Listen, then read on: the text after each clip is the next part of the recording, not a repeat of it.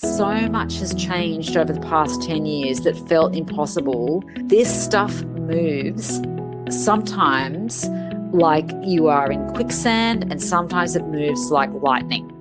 And I just think that we have so many smart people putting their minds to this.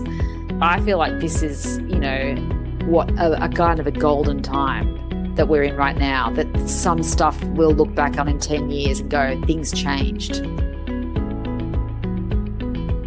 Welcome to Voices Towards 2050, the official podcast series of the Domestic, Family and Sexual Violence Commission. Please be aware that this podcast discusses topics related to domestic, family and sexual violence, which may be distressing for some listeners. Support is available. If you need assistance, please contact 1-800-RESPECT or reach out to your local support services. Thank you for joining us. I'm very pleased to be welcoming my next guest to this episode of the podcast Towards 2050. I want to begin, as I always do, with making an acknowledgement of the lands that I am on. Today, it's the lands of the Wurundjeri people of the Kulin Nation, and pay my very deepest respects to their elders, past and present, and their care for these lands. Much of what I have learnt in my career and in this role, and that I continue to learn about what needs to be done, is from Aboriginal and Torres Strait Islander women and leaders and community work that is done. So today I'm joined by one of Australia's most influential voices on domestic, family and sexual violence. Over the past decade, her work has helped reshape how we understand abuse in this country, particularly by bringing a national attention to coercive control, the behaviours of those who cause harm, and the role of our systems in either preventing or enabling, and unfortunately in some circumstances causing further harm. Jess Hill, welcome to the podcast. Good to be here. So, Jess, many listeners will have first come across and know you from your investigative journalism and award-winning book, See What You Made Me Do. In fact, I remember reading that long before I met you, and it was really influential to me and helped shape my thinking. Your work, through your work, you've managed to really translate I know the probably thousands of conversations you've had across the country and bring complex evidence into public awareness and political attention that has been hugely impactful. You've challenged us all to look closely at what is and what isn't working, and to think more ambitiously about what it's going to take to end domestic, family and sexual violence in Australia. Jess, your dedication to addressing domestic, family and sexual violence is so apparent in everything that you do and in every conversation I've had with you. And I really valued the experience of working alongside you on the rapid review to prevent domestic, family and sexual violence, and all that you brought to that. Where I want to start this conversation is by asking you what first motivated you to do this work, what brought you to this work, and what stayed with you most over time?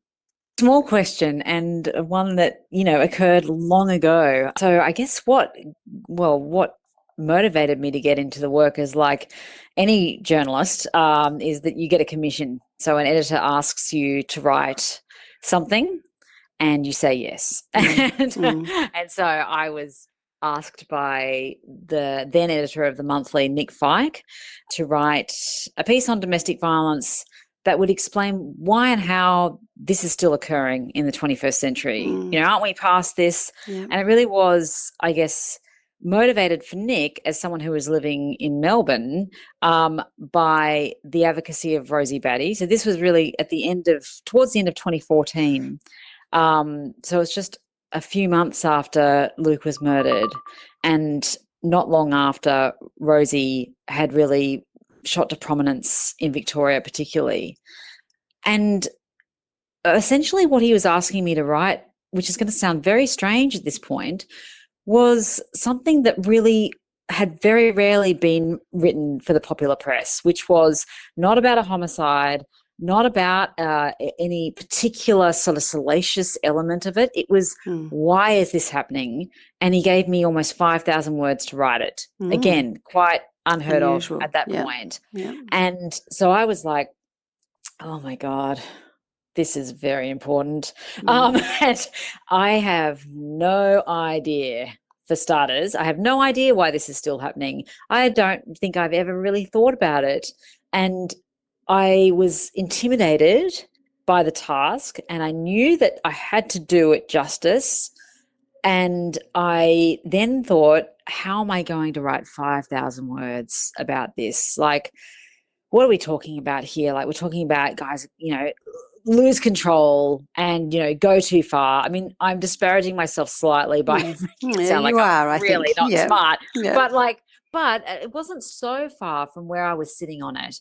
And I did not even know the right questions to ask until about 3 or 4 weeks in. And that was thanks to the many professionals that I met, particularly one phone counselor at Safe Steps, who I, virtually dedicate the book to, because it's right up the front.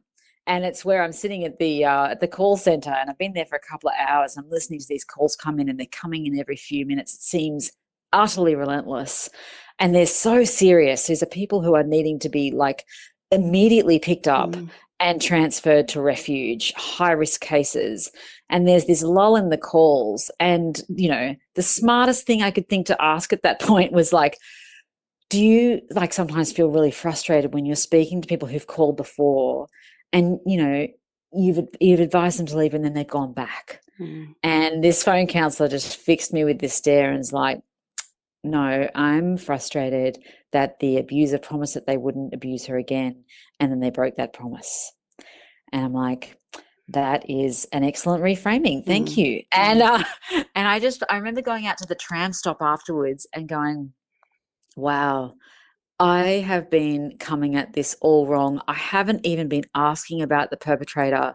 And I guess the philosophy that started building at that point for me was not asking, why doesn't she leave? Because actually, I mean, yes, we kept on looking into the reasons for that, and that's important to explain to the public. But the philosophy that built was, why doesn't he let her leave?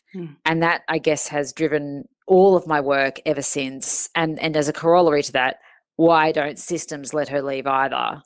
And I think what happened next, which is what fixed me and kept me here, is that I got a phone call from a mother who had been through family court, and she described a scenario that to me sounded so far-fetched I could not fathom it being true. And my first response to that was, I've heard of these like sort of fathers' rights activists that make up all this stuff about family court proceedings being biased. Maybe this is kind of like the equivalent, but something about what she said just made me think, no, everything that you've learnt so far, this is worth looking into. And so I went and visited her and I read through all of her court files. And I remember sitting in this woman's lounge room who'd had her children removed in what protective mothers often call a cold swap, immediately and without notice at the court, after having predominant custody and there'd been child sexual abuse allegations. And we sat in her lounge room, the sun set, it went dark. We were sitting there like a couple of mushrooms, just reading through these judgments. And I'm seeing on paper what she had told me over the phone that I could not believe would have happened. Like, orders that prevented the children from accessing counselling, orders that put a absolute stop to any contact between the mother and the children and even the grandparents and the children, with no clear evidence as to why they were considered so dangerous to those kids, aside from the fact that they wouldn't let go the idea that these kids have been sexually abused, which the kids had disclosed to many different professionals. And my mind was just being blown. And I think, so basically that is what has kept me here, is what I discovered over that period of time. And I think I spent about 6 months investigating family court in 2015. I was like, this is something that people do not understand. I don't know if the government even understands what's going on here or cares at that point. And I could work my whole life on this, and I will never report everything that is, relevant to this issue, but it is like someone's got to get into this and got to get into it big time, and it may as well be me. Well, you have got into it big time, Jess, and you have been really dedicated and committed. And I think what you've just described in terms of that deep listening to individuals and really hearing them is a lot of people's experience of working with you, and how you take that up to, and synthesize all of that into thinking about the system. It's interesting listening in terms of the parallels, because I started off working at what is now called Safe Steps, but was the statewide Women's Refuge Referral Service. And I remember having some of the same kind of epiphanies, listening to the same calls over and over again, and the women that I worked alongside, growing me up, because I was pretty young when I started working there. So those kind of, but I think the only other thing I was thinking as I was listening to you is that point about the reframing, that our whole system has been focused on women and not at all on the predominantly men who cause this harm and their behaviour and what needs to happen about that. When you look back, so that's just over 10 years ago you're talking about. When you look back on that now and the national conversation since then, what do you think has shifted most meaningfully? Oh gosh, a lot. And I know it can feel like not much has shifted, but I think when you really take the time to think about what sort of things you are having to explain either to the public or to government back in 2016 or even back in 2019, I think, the most fundamental thing that I've recognized over time, well, there's two things. One, and this was already happening when I became a part of this whole area, and that was the rise of victim survivor voices officially and outside of their roles as practitioners, because the whole service sector is founded on victim survivors, essentially, who've then gone in and done the work. But this was different because it was people from outside of the system entirely, and the power of that in redirecting not only how governments responded, but also it's like, and a lot of this credit goes to Rosie in terms of teaching journalists how to hear. And it's not that she went one by one to each journalist. It's that there was something about her voice. And as I said, in the opening to the book, she was from the demilitarized zone of the white middle class. She also had a British accent. So it's sort of like there's there's this otherness, but somehow there's even with that, with that point of difference, it's like she opened journalists' ears to hearing what victim survivors were saying. And there's a real difference between, talking to victim survivors and hearing what they say. And I remember Evan Stark talking about that, and for those who might not know, Evan Stark is one of the really predominant academics and social workers who advanced the notion of coercive control and developed it further.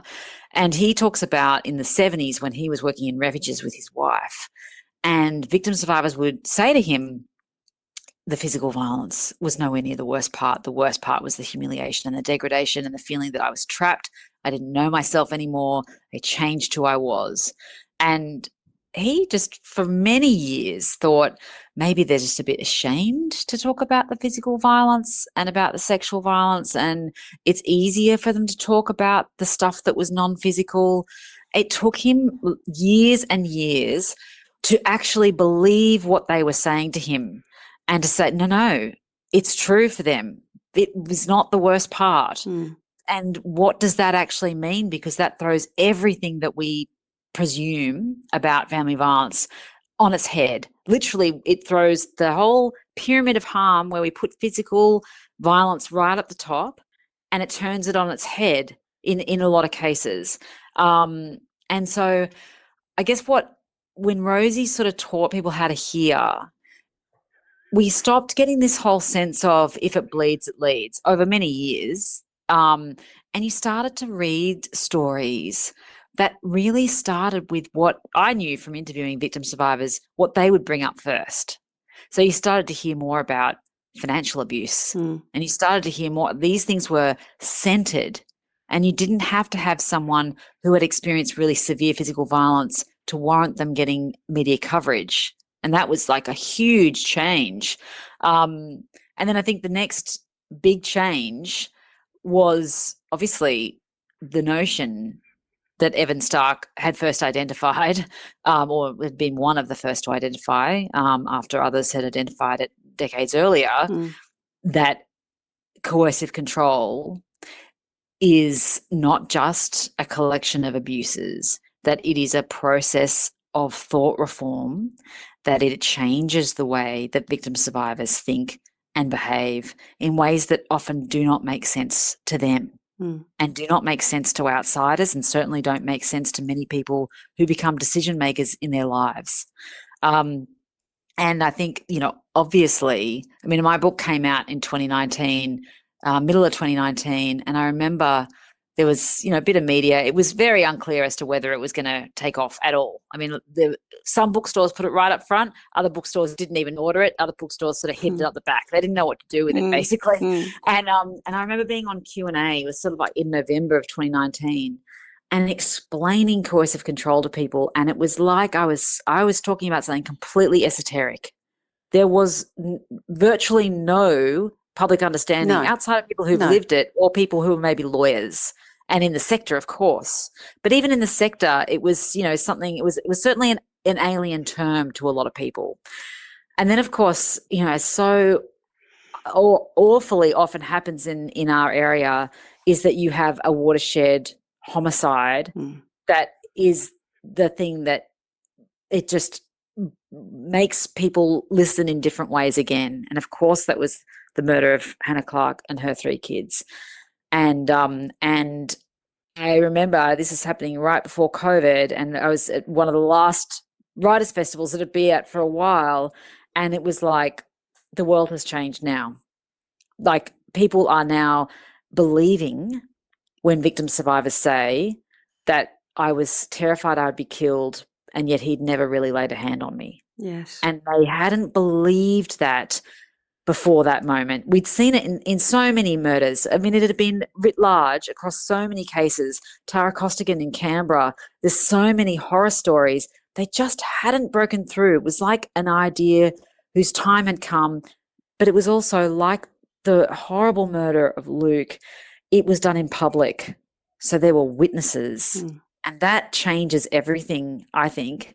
When the whole system of coercive control is visible, and that you understand basically that this is a system of entrapment. It is not just a collection of abuses. This is a system of behavior designed to entrap and terrorize. Then the post-separation abuse suddenly becomes so much more visible. And I think that's the next step we have in awareness around just the way in which abuse functions, is really getting the public aware that this just does not stop when she leaves, that too many cases just change, that the perpetrator just changes what stage they're playing on. And that's what I'm very keen to keep working on, and to show government what they can do to stop that from happening. And Jess, I think it's so powerful giving a name to something and giving a language so people know how to talk about it, because you're absolutely right. I remember I've worked in this sector since I was in my early 20s, and I went and worked overseas for a while, and I came back, and this term coercive control hadn't been in the discourse before I left, and was suddenly that's all everyone was talking about. And I remember being slightly embarrassed about, I didn't quite know what people were talking about.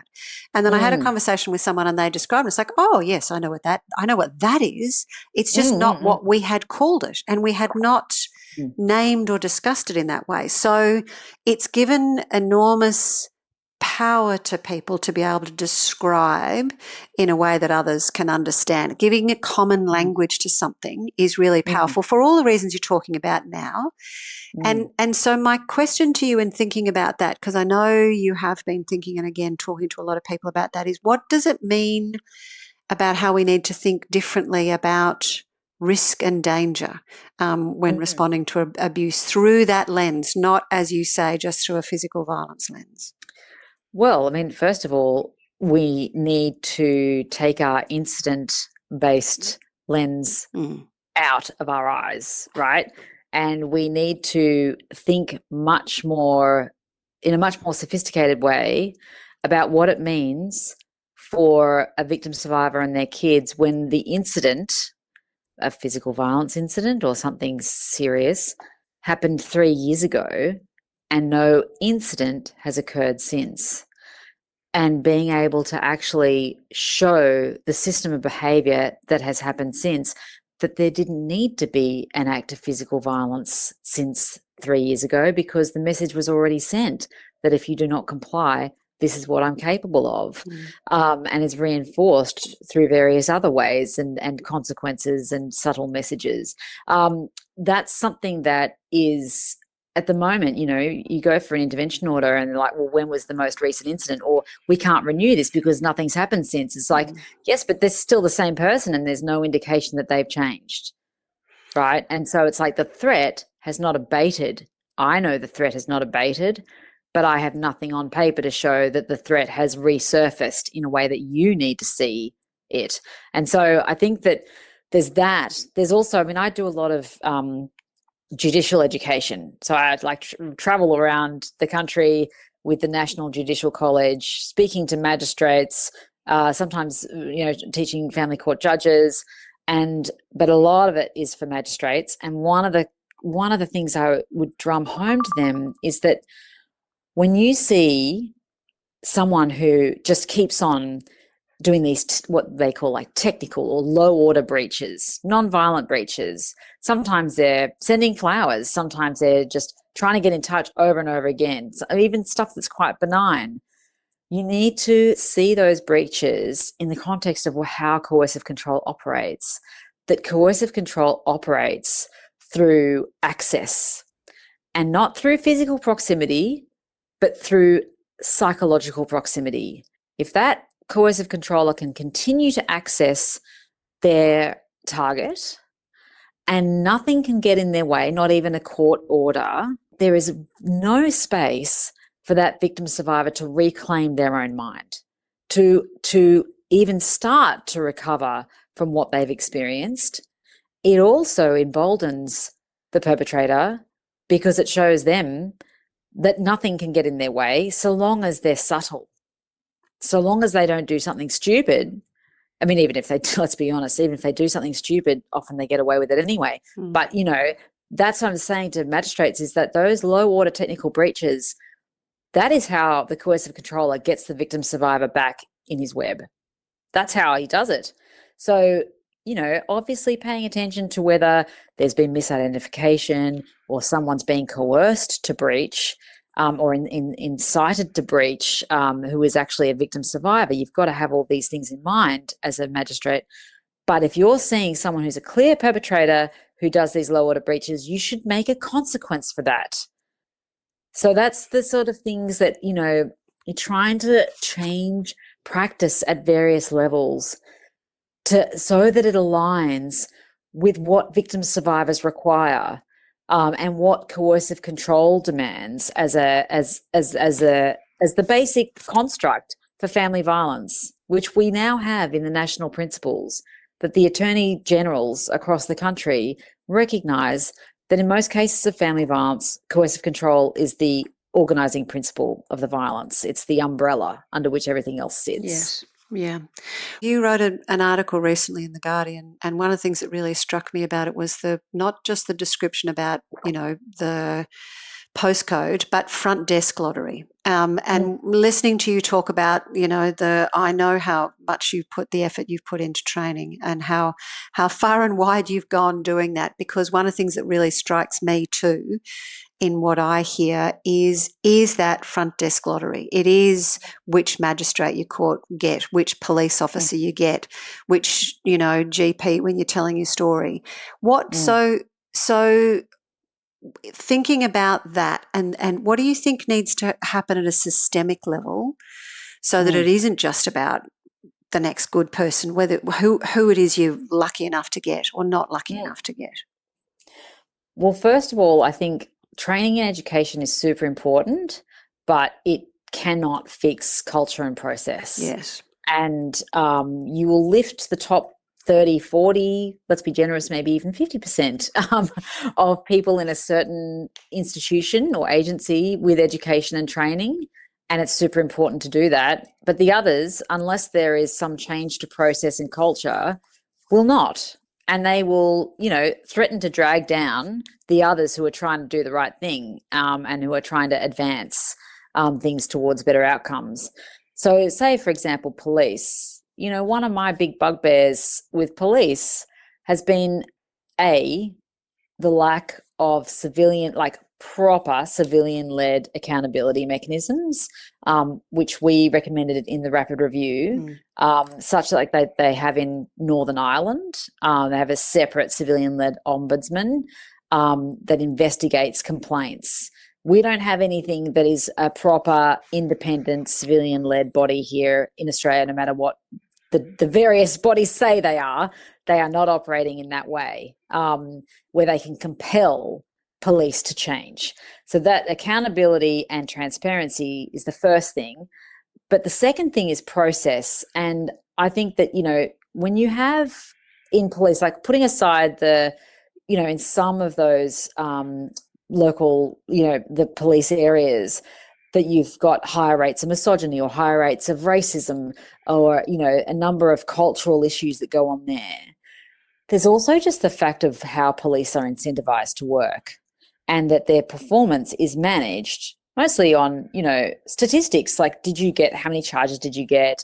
How many intervention orders did you apply for? It's like this stats-based game, when in fact, the fact that they are spending 40 to 60% of their time working on the issue of family violence, and a lot of that requires interventions that may not look good on paper, that are actually about relationship building, about trust building, about just appearing at the right moment because the victim survivor needs someone with greater power in the room just to be there to de-escalate the situation, but may not yet be ready to pursue an order or pursue a charge, but will be potentially later if they see the police turn up again and again and act in a way that seems trustworthy and protective. If they can be like, you know what, if I go out on this limb, if I go out onto this cliff edge and I pursue the order or I pursue those charges, I can trust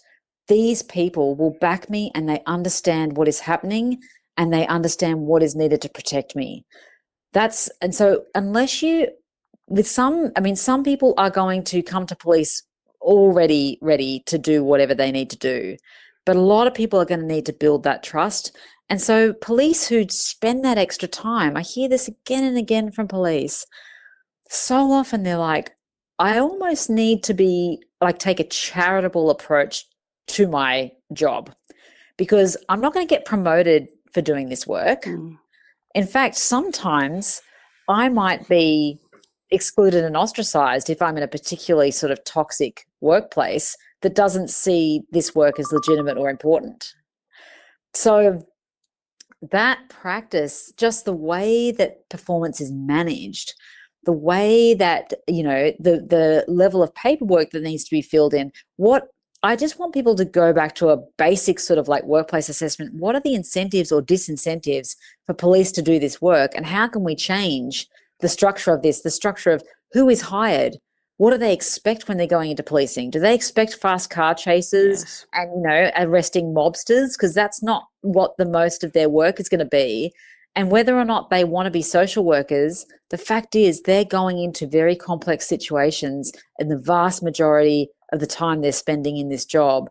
And if you're 18 and you are new on the job and you don't even know what it is to have a freaking partner, or you haven't even started dating yet, there's going to be problems. So these are, I think, just broader questions for how things are structured, but also like we need to have, performance linked to funding.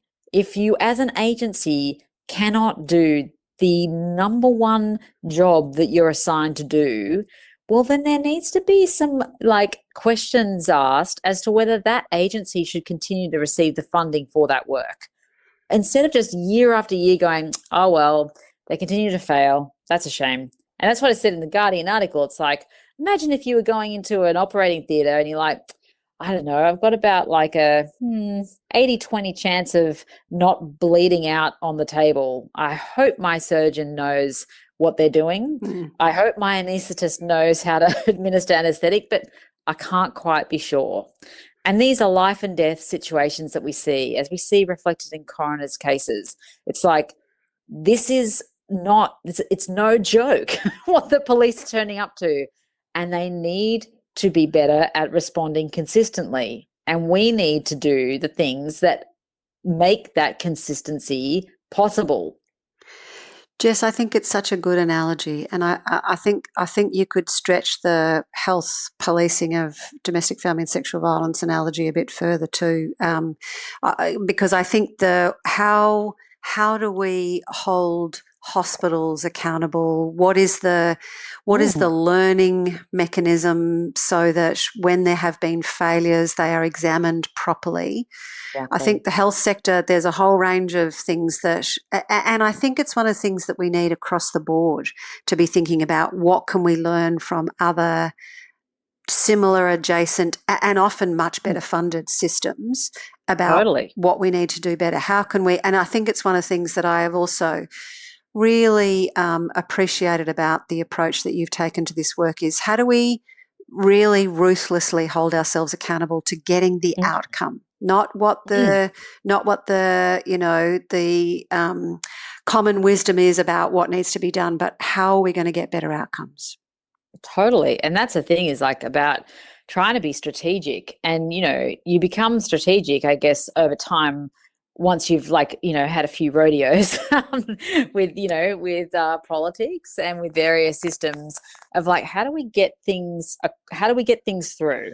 How do we help decision makers solve problems that they also want to solve if you're working with decision makers who care, and it's like, instead of coming at this in an adversarial way or in a, I'm going to kind of try to humiliate or publicly shame you into doing what you need to do, it's like, let me help you see past the sort of brick walls that you seem to not be able to move past.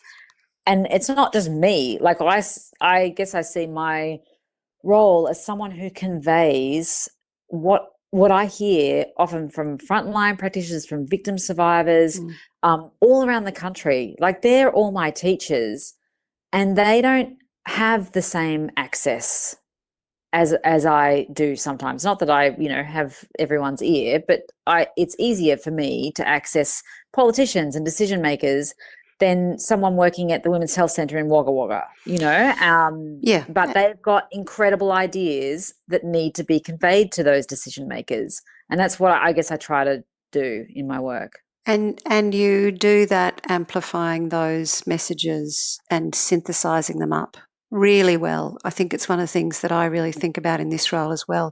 It's not like that you or I have to have the answers. A lot of the understanding and answers are there. It's about how to amplify those other voices who aren't getting listened to.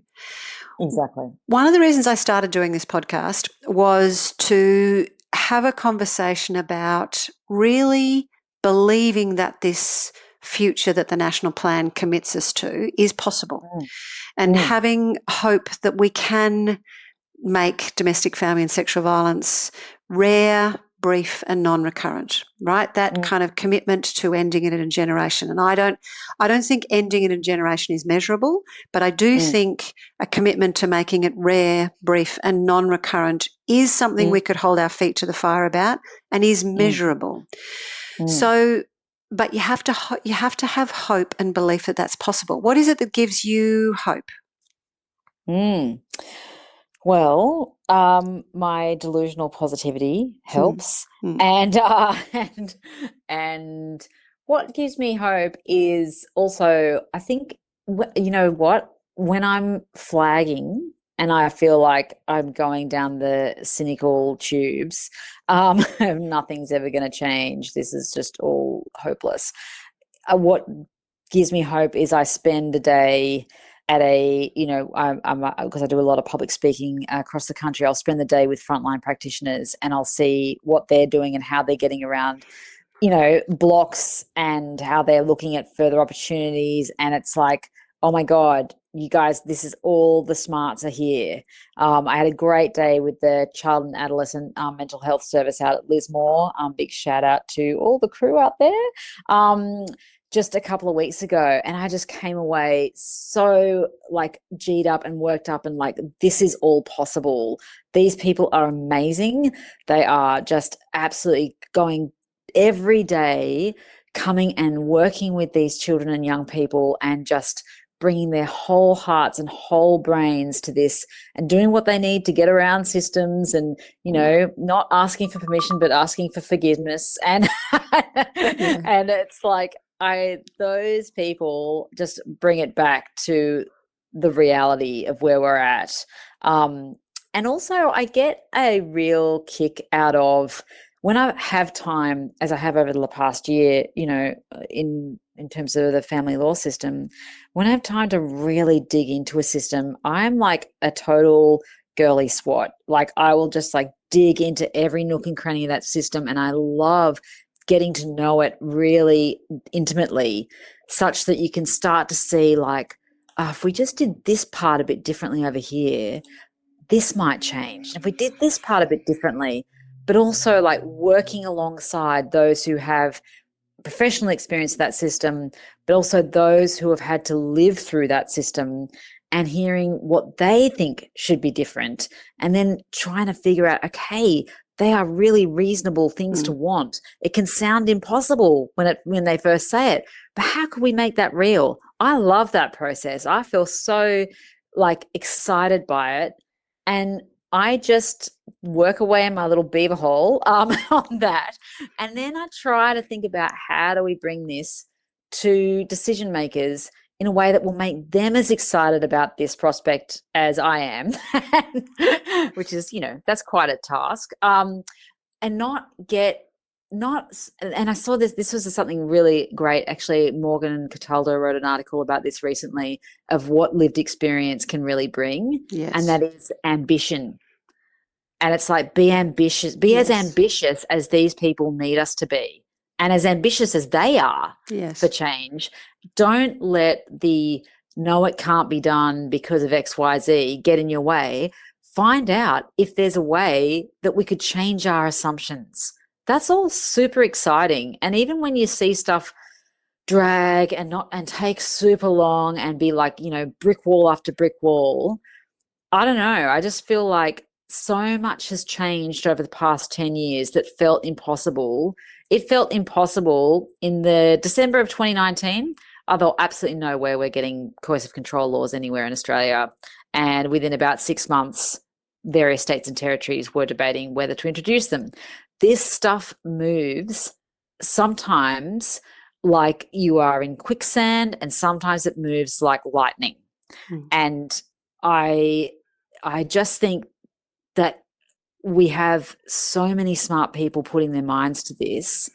And at the moment, we have a government and certainly ministers who are so dedicated and ambitious, as ambitious as we want them to be. Yes. And this is like, I feel like this is, what a kind of a golden time that we're in right now, that some stuff we'll look back on in 10 years and go, things changed. I think that's I completely agree with you about the moment in time, and I think I've seen some of those things. I agree about 10 years, but even in the last 12 months, since we've had 2 national cabinets, the work that came out of the rapid review, the work that's being led in government, there is change that is happening like lightning. It looks like quicksand, I think, from the outside, but I think it is happening much faster. And we will see we will all be contributing to keeping everyone's eye on the ball for that. I've got one final unreasonable question of you, Jess. If there was one action right now to get us to that future, that level of ambition about change, and this is not the only one thing, but right now, what would that one change be that you would back in? So I have one change and I have a principle that drives it as someone who is currently writing a paper with recommendations. Yes. And that is that the principle that drives it is if you, and this is in cases where there are families, if you attend to children and young people, then you fix things for the victim survivor, not the other way around. Yes. And it's traditionally has been the other way around, Yes. that if we just attend to the victim survivor, the children and young people will take care of themselves. That's not the case. And we've discovered that now, or we're in the process of discovering it.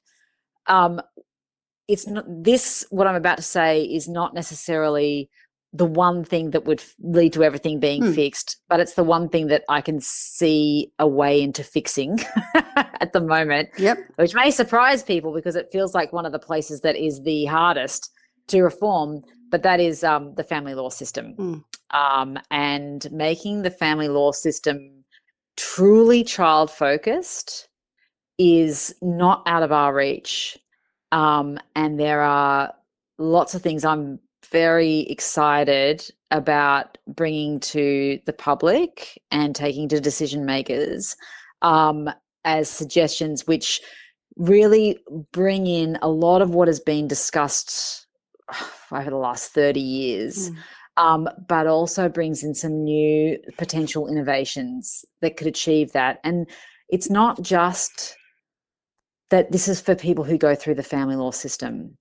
I always think back to one of the first judicial education sessions that I had, and I met a magistrate who said that back when she'd been a barrister and she was with a violent partner, the first time that she saw him hit her son, she knew she'd not be able to leave that relationship until her son turned 18.